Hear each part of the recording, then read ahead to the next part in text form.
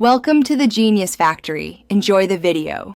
You begin with a reliable base, equal parts white and yellow ochre. Mix them on your palette with a palette knife.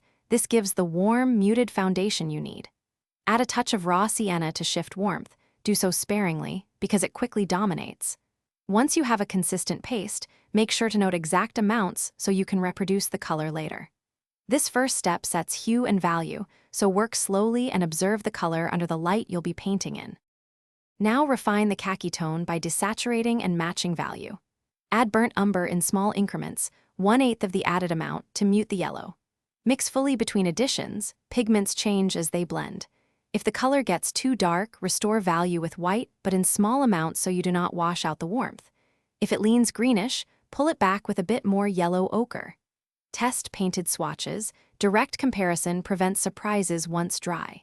To finish, thin your final mix for application or keep it thicker for impasto, then let the paint dry completely before sealing with a matte varnish. If the result looks too green, correct with warm yellow ochre. If it reads too brown, lift it with white plus a hint of yellow.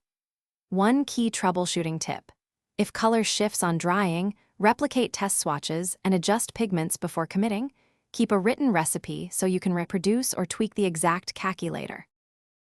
Thanks for watching. If you found this helpful, don't forget to like and subscribe.